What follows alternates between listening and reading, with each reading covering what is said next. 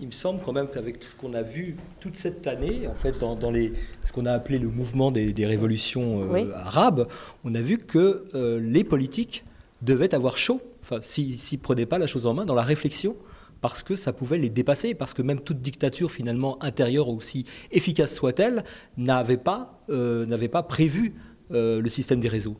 Et je pense, et c'est pour ça, parce que comme vous vous présentez une élection qui est majeure, il est important, à mon avis, de se poser cette question-là en termes aussi de cette réflexion éthique. Et parce que si, je dirais d'une façon un peu marxisante, si vous n'allez pas vous occuper des réseaux et d'Internet, Internet et les réseaux vont un jour vous occuper de vous. Je pense qu'il faut s'en occuper, mais il reste à se mettre d'accord sur ce que ça veut dire s'en occuper. Voilà, jusqu'à un certain point. Voilà. Il y a un paradoxe.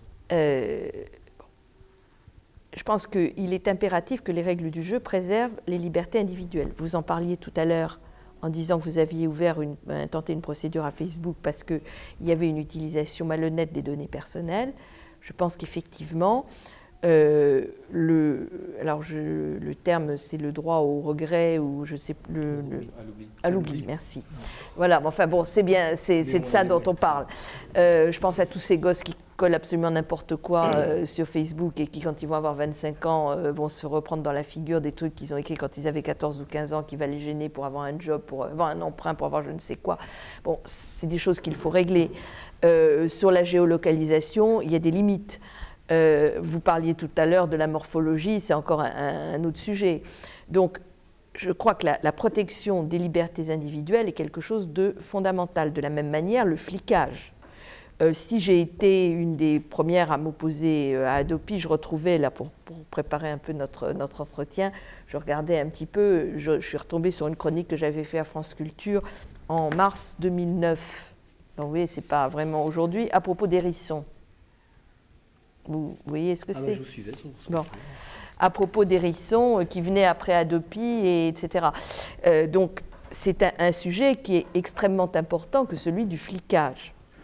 Et on retrouve effectivement la question des libertés individuelles.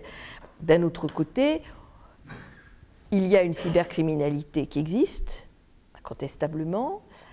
Il existe un terrorisme qui peut utiliser, alors c'est autre chose, mais qui peut utiliser les moyens d'Internet pour mener à bien ses propres fins. Et donc tout cela, effectivement, doit faire l'objet d'un contrôle. Et ça, c'est nécessaire.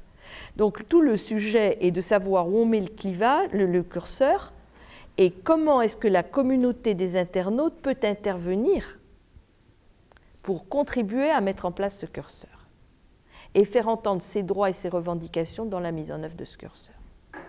Et là, je pense que le débat n'est en réalité pas ouvert. Alors, je sais bien que Nathalie Kosciusko-Morizet, quand elle était secrétaire d'État, avait fait organiser une espèce de débat sur le sujet. Sur la neutralité du net, oui. Qui a été suivie elle-même par une un peu plus étoffée par l'ARCEP, justement.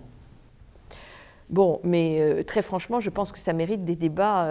Si le mot de Grenelle n'était pas galvaudé, je vous dirais bien que c'est un peu ce genre de choses qu'il faudrait arriver à mettre en place. C'est-à-dire, en fait, en essayant de voir la panoplie du système et de ne pas accepter le saucissonnage. Je pense qu'on ne peut pas avoir... Il faut une vue globale d'ensemble. Oui. Comme la société, en fait.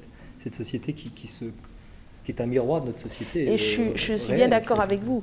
Et le saucissonnage est toujours très dangereux.